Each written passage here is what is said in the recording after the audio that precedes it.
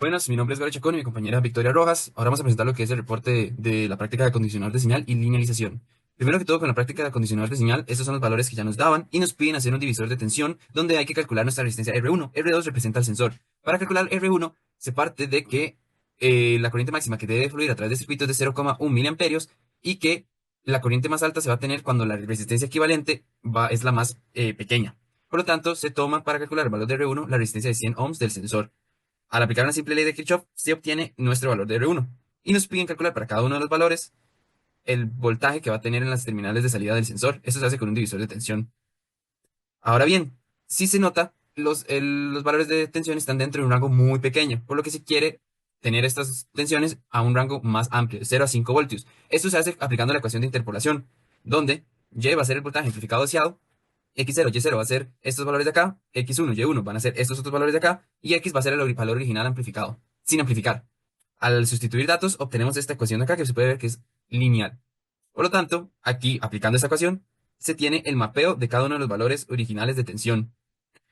Finalmente, nos piden un circuito en el que se pueda aplicar esta ecuación, y si se nota, esta ecuación tiene la misma forma que la ecuación de un circuito operacional con su versión simplificada.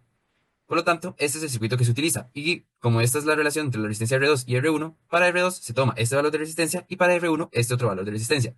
Como ejemplo, podemos verlo que 0,0127 voltios se tienen que mapear a 3,52 voltios. Si lo vemos aquí en Proteus, aquí ya está nuestro valor original.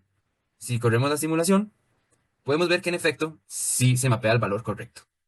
Muchísimas gracias. Ahora mi compañera va a explicar la práctica 2. En esta segunda práctica se trabajó con un termistor, que es un sensor de temperatura cuya resistencia disminuye de forma no lineal al aumentar la temperatura. Esto quiere decir que no hay una relación proporcional entre la temperatura y la resistencia, y esto dificulta la hora de realizar lecturas directas. Primero lo que se hizo en este laboratorio fue obtener los valores teóricos del termistor para dos extremos de temperatura, de 0 a 50 grados. En 0 grados podemos ver que la resistencia del termistor es de 33,26 kilo ohms, y en 50 grados la resistencia del termistor es de 3,7 kilo ohms aproximadamente. Bueno, para poder interpretar la salida, bueno, la señal de una manera más sencilla, lo que se hizo fue linealizar la salida del termistor.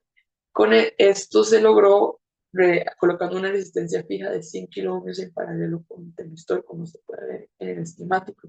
Esto crea una resistencia equivalente que hace que varíen más linealmente los datos entre 0 y 50 grados Celsius.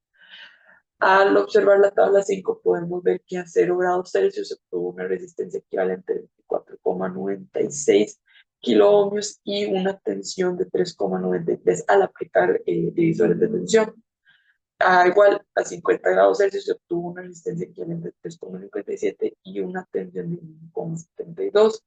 Después se aplicó lo que es la interpolación lineal, para obtener una ecuación que pudiera relacionar el voltaje de salida con la temperatura real, y este fue el resultado final. Esta ecuación la implementamos en lo que es en el Arduino, que es el que va a leer el voltaje, calcular la temperatura y va a mostrar los resultados en una pantalla LCD. Y a continuación vamos a ver el circuito funcionando. Bueno, aquí ya ahora sí tenemos el circuito armado en físico. La diferencia con el primer circuito que hicimos fue que se colocó esta resistencia de 100K en paralelo con el termistor. El valor de 100K se escogió para que la resistencia equivalente sea lo más cercana a la resistencia del termistor. Al colocarlo en paralelo, obtenemos a la salida una relación casi lineal de tensión con respecto a la temperatura. Ahora bien, si le acercamos la mano a lo que es el termistor, podemos ver cómo va a ir aumentando la temperatura y cómo el voltaje va a ir disminuyendo. Si ponemos un caso extremo como un cautín, podemos ver cómo conforme va aumentando la temperatura va a disminuir el voltaje.